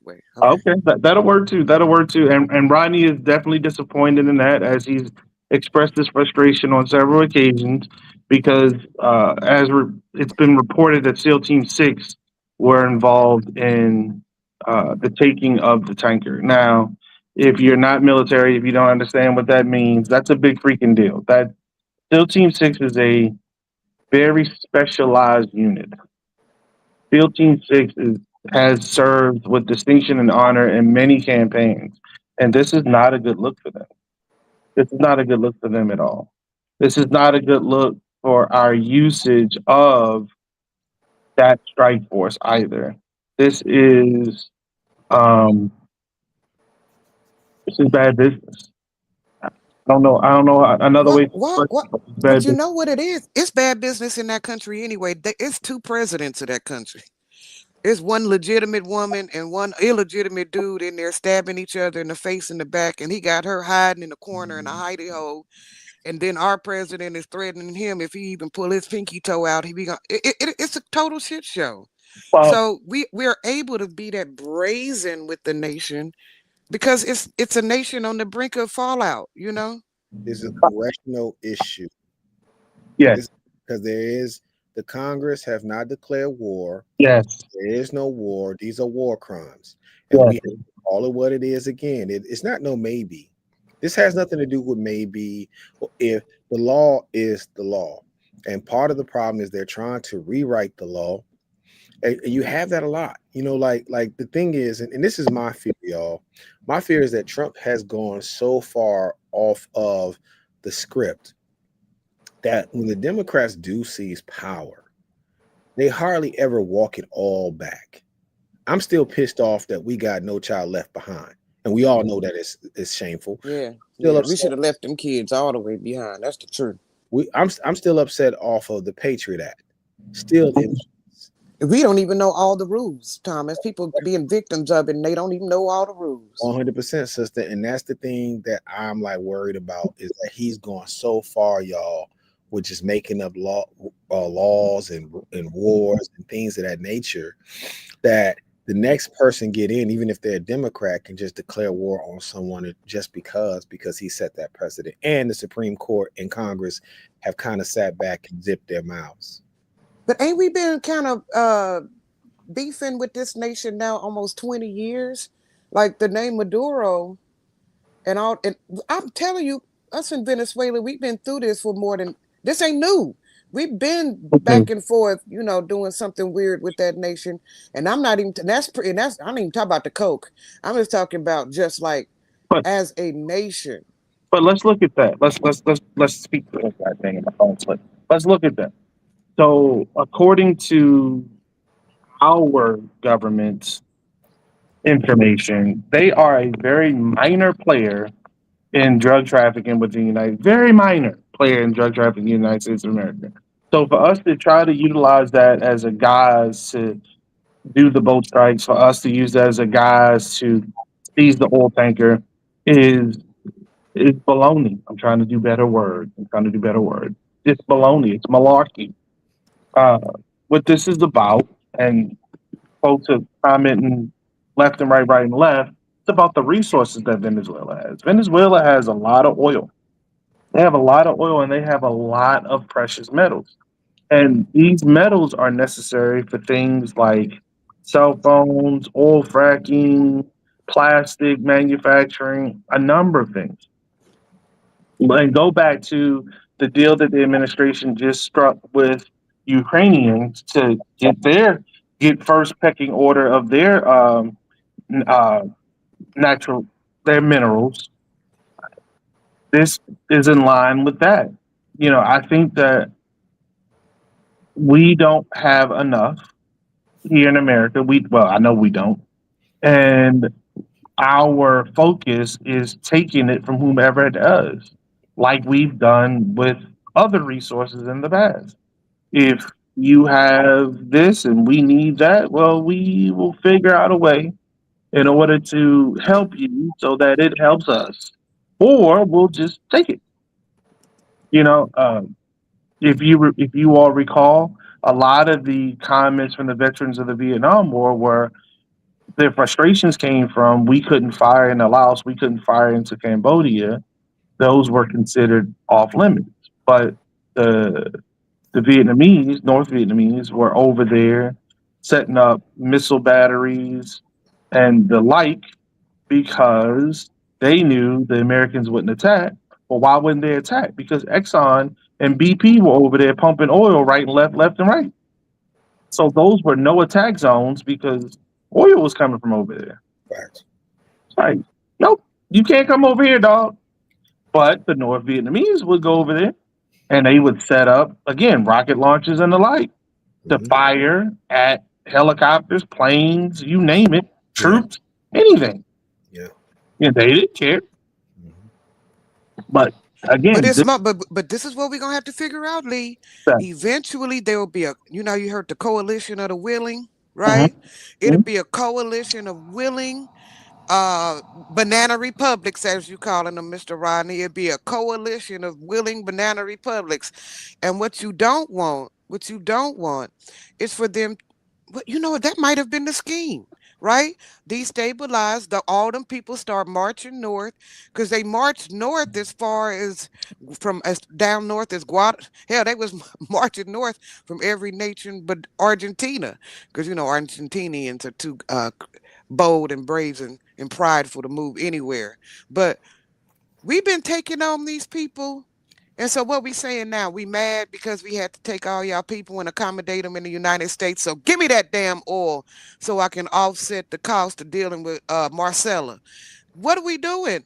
But because we definitely are taking it, we're taking the children of South America because we destabilized the nations of small nation, cities of South America when we do our operations there, even to figure out who making the damn coke, not to stop it, just what is this operate? We even trying to figure it out. So again, we mad at them because we did something to them, and then we had to take their children after they fucked up the nation, and now they they so fractured that they got two presidents, one legit, one illegit, and now we just sitting here picking at whatever scab is open in the nation. You think those nations around there are not going to eventually say, hey, y'all are North America, we are South America, we will not allow ourselves to be victimized like that. Hey, in a minute, Belize gonna say, yeah, leave them alone. Then after that, uh uh whatever Oh, somebody around in there in Central America is gonna say, hey man, stop. Mm. no, Mm. no one has the military might or muscle nor technology to deal with They us. didn't already said no. They went to the ICC. They didn't took their Doesn't concerns to the it doesn't matter. I understand what you're saying. Yes, but again, you're playing the moral ground, which they're playing. They're playing the moral ground. That's why they went to the ICC. Trump is now asking folks to give him immunity from persecution from the ICC. He ain't gonna get it. He ain't gonna get it. But he's asking for because he already knows what he's doing is wrong. So he's trying to protect the six. You know what I'm saying? But it's going to be a similar situation like Bush. Bush Oh, for doesn't. those who are listening, the ICC is the International Criminal Court. So Yeah. this is all about the war industrial complex, but now it's about technology. I think hear what I'm saying. Okay. It's more so about using the military to garner resources for Okay. the technology companies. And I keep on going back to this 100 million, 200 million, $300 million contribution for that pseudo wing in the White House. The These ballroom. these are down payments to go and start stuff because we need those resources. That's what I think. And I think it was someone who said no. I forgot the name of the company, but I saw it was JP Morgan. Saw the interview with him, and he said, I told them that I will not give any money to that ballroom because when this is all said and done, I don't want to seem like I was in collusion with this administration because it's going to come out to Great answer. become criminal.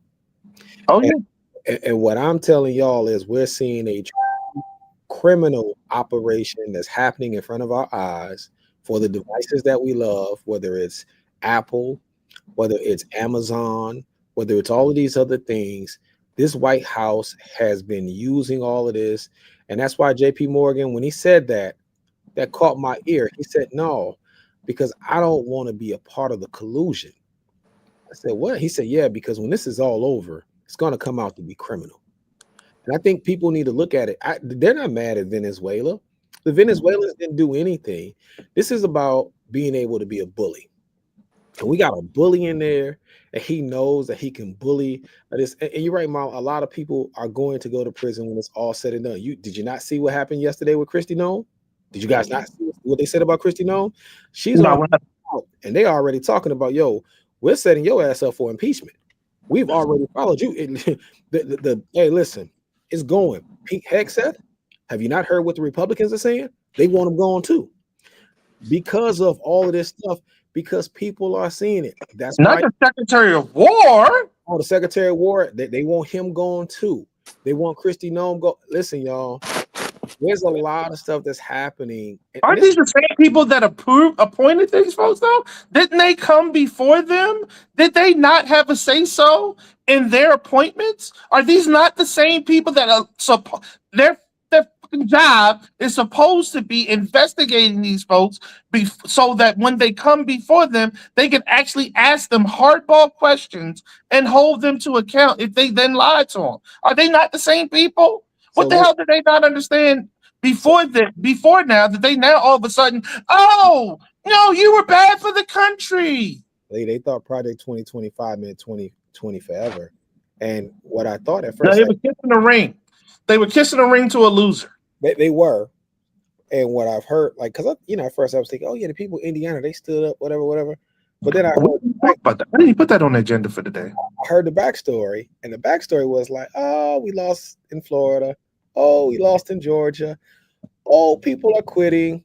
Oh, you're a dead duck, and we don't want to be a part of this no more. We're just going to step back and let you fall on your face, because when you go to jail, we don't want to go to jail. And that's what everybody's doing. Now Trump is going to be on the stand telling y'all this bigger than Nino Brown. That's what he's going to do, Rashi. This is bigger than Nino Brown. This ain't got nothing to do with Donald J. Donald J. Trump ain't the only one in this. That's what he's going to be saying. But I'm starting to see everybody's walking back because this Venezuelan piece is like, yo, y'all done killed over 80 people. And ain't nobody declared war. And once these Democrats, because even Bannon said, once they get this house back, we all going to jail. He did, so did. But they gotta get the House and the Senate. They have to get both. And then they have to move swiftly to make. Speaking of the Senate, do you think Jasmine is gonna get her job? Speaking of the Senate, my girl is going for the job. You think they're gonna give it to her, or has she just said too much? No, I think we gotta do a whole show next week about how I'm watching how they're treating Jasmine as if she farted in an elevator. And I don't like it. I don't like it. I don't like it how she's being almost seen as if she's classless for the sake. Mm. And it's a level, and I want to say this to Mark Lamont Hill. See, Mark, this is where I be having issues with you, bro. Don't pull that Israeli shit with her like you did with Kamala. See, y'all ain't learned. Y'all pull this. Oh, she ain't saying the right thing about Gaza. Didn't y'all learn from Kamala? Don't be doing that shit. You got to pull people behind the scenes and have conversations with them, because y'all pulled the same thing with Kamala, and look what you got now. At some point, the people who call themselves radicals have to learn from their mistakes. And I think she done said too much, Brother Barry. That she's just too out there. She don't have, not that she's classless. That's not what I'm saying, but she's bombastic, and bombastic people rarely get bombacity and political nature. Other than our president, apparently, it usually don't go together. well, But so why can't he be a bombastic president if she can't be a bombastic senator? well, I don't get it. I think the people want bombastic because to combat Trump. If I'm looking at everybody, okay, so you're telling me that I supposed to take Schumer, that I want more Schumers? Good Lord, no. Do I really want more Cory Bookers? I'm just being. I'm asking y'all like. Oh man, don't drag my bro in I'm just there. asking. Do you, Corey just got married now. Let that man live. And he got him and he married a black woman. man, bless his heart. But hey, what do you think she a beard? But anyhow, You know what? Don't start that shit. I love. Okay, so we got 14 minutes left in the show. Let's not get too far gone because I will say some crazy ass Hey, shit. so I would like to finish off though with us literally. I want people to listening to know that the United States went to another country with their military, jumped on a commercial, because it's not a military oil tanker. It's a commercial. It's some person's oil tanker, right? That belong to some business. They didn't say which business, but whoever's the refiner that fills that tanker up. We went and we stole, hit wherever we thought he was gonna send it, because when you own something, you got the right to sell your wares wherever you want to sell your wares, right? We decided as a nation that he had sold it to the wrong. That we think, we don't even necessarily have. They didn't give us much proof, but we believe strongly that the oil was going to people who were what, funding what. We didn't want them to have. We didn't want Iran to have it. Who did we shortchange again? I didn't see all the news.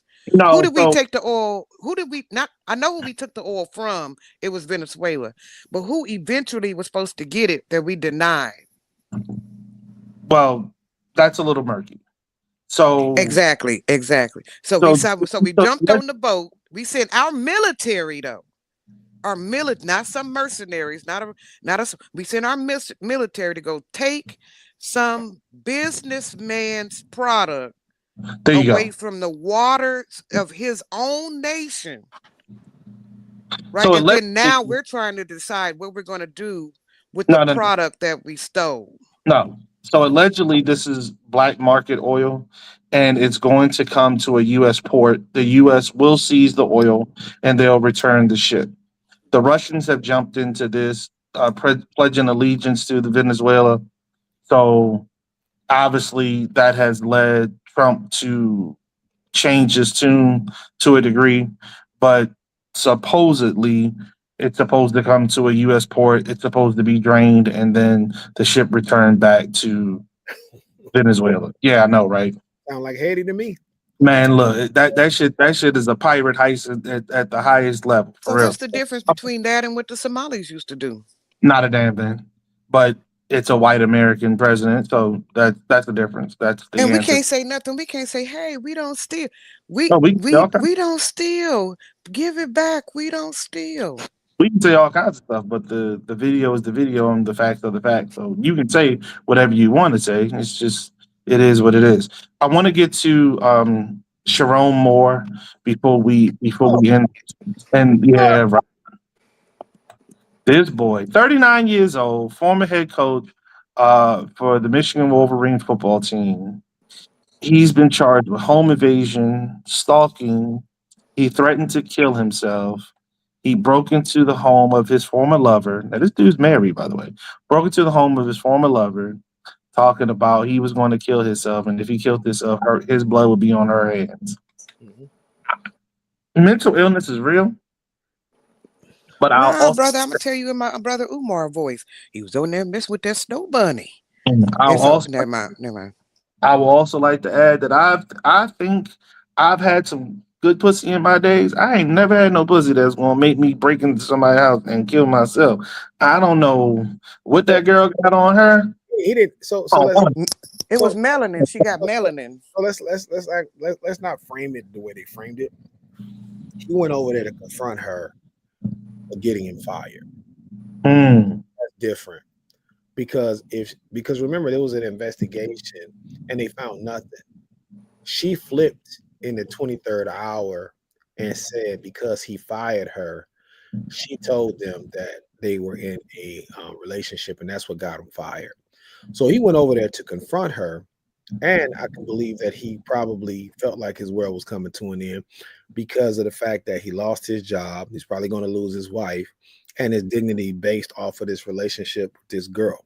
And what it should be, fellas and ladies, is I don't care what you think this person you're cheating with is.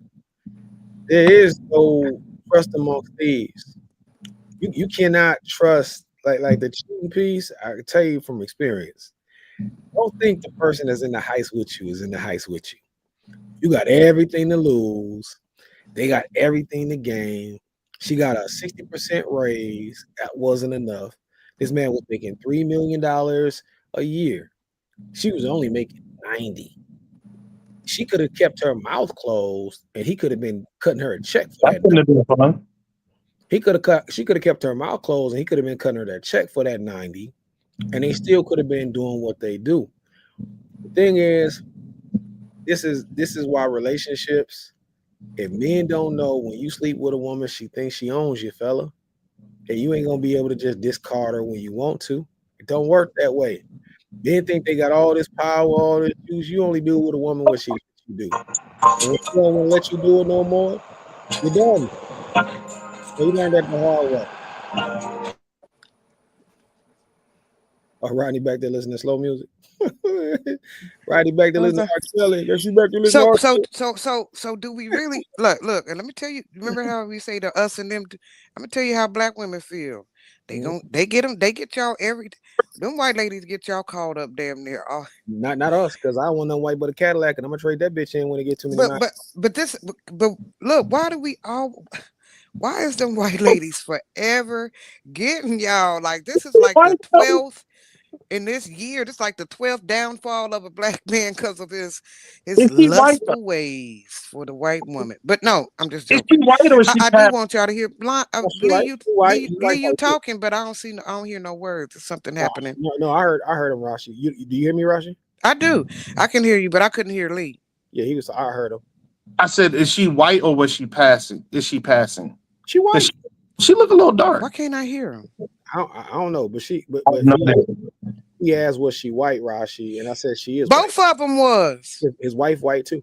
Both of them white. He Knew went it. from out the vanilla into the vanilla organic vanilla bean. But Rashi, it doesn't matter if they're black or white, and It really don't. It don't. when it comes to cheating, And the as sanctity. But Thomas, should cheating lose you your job though? I don't know. I mean, I'm not saying but Rashi, it wouldn't have if she. Here's the thing, Rashi, if she never, he gave her a raise of 60 some odd percent that she did not really earn. So it's like an elevation that he gave her. And I think that's what really got the eye on him. And then other people start talking about it, and they were talking publicly about it. So people knew that they were like messing around.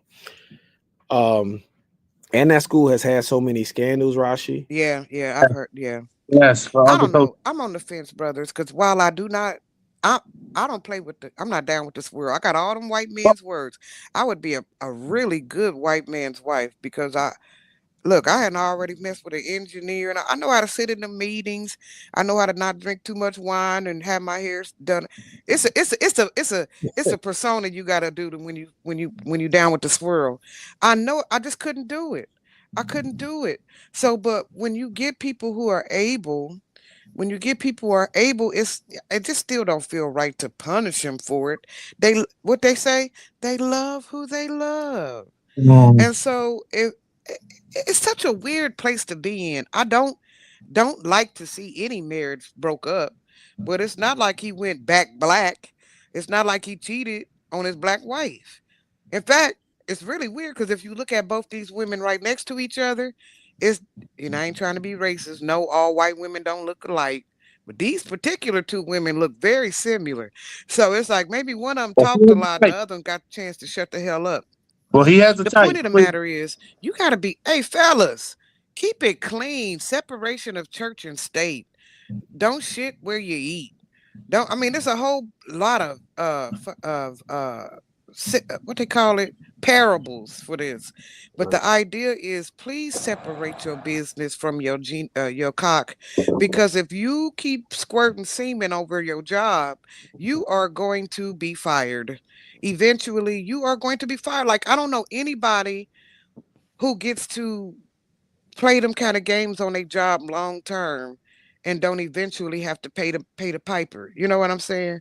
So Yeah. gentlemen out there, she might want, and she going this is not, I'm not saying he preyed on her. She saw her a big black book with $3 million and decided she was ready. You know what I'm saying? It's not that they are chasing these white ladies like what's it called? It said it's a comedian. He said them bitches is waiting on you when you come out the locker room. They standing by the gate back there in the back of the stadium, and they show they waiting on them. It's Well, not, I would but say you just got to be e- e- smart.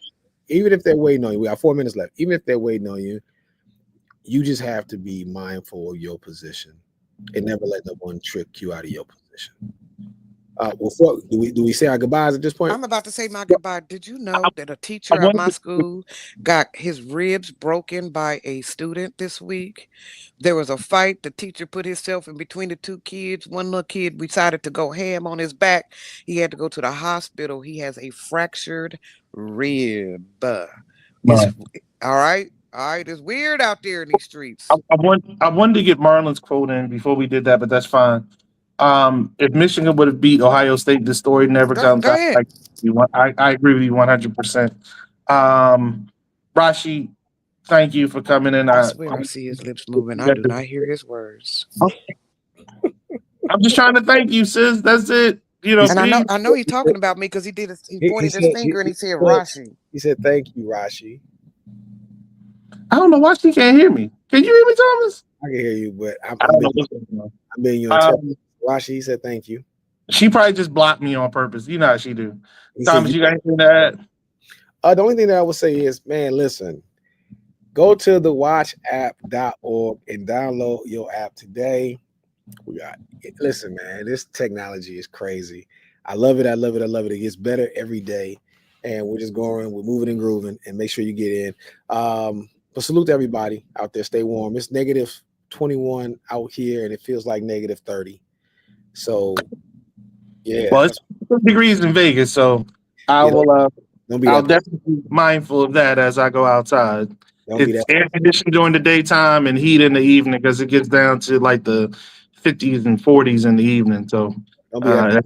that's a huge temperature swing. You know what I'm saying? Don't be that person. Don't be that person. Huh? Don't be that person. I know, right? The person to tell you about how good the weather is where they at, then you inhale. It's paradise over here. You just feel the breeze. Just feel the breeze. Look, it's the same in Atlanta though. It's like 70 something degrees in freaking Atlanta. So whatever. Look, y'all, thanks for joining. As we always say about the time, we appreciate you coming. Please follow us on Instagram, YouTube. Definitely follow us on YouTube and all other social media platforms. Uh, we we keep doing this thing, and it keeps getting better and better. Thomas called me out about my attire, so I came much better prepared this week. and whatnot. You'll see that moving forward. Yeah, it was a good call out time. Sometimes, you know what I'm saying, a brother be slacking. I had to get back on my game. I didn't call him out, y'all. What I'm trying to do is, I just let y'all know we want to make sure that we make this one of the flagship of the Watch apps of content. So we'll be trying to stream, and we'll be trying to make sure that there's other podcasts out here, but we're better. And so in order to show best, we got to put our best effort out there. And y'all start seeing more things changing. But that was just a conversation with myself and Lee. He hung up again. He's gonna blame Rashi, but that's all. And you guys, I love it. Blame me, because I can't hear a damn thing, and I like to hear my life. You can hear me now. I can. Ooh, whatever you've had to fix it when you came back in, it unglitched. Ask Marlon. You was just running. You was just literally bumping your gums. Marlon was hearing me because he was commenting some things. I said, look, whatever. We love you. Ain't damn thing you can do about it. Until next week, family. Peace. Peace.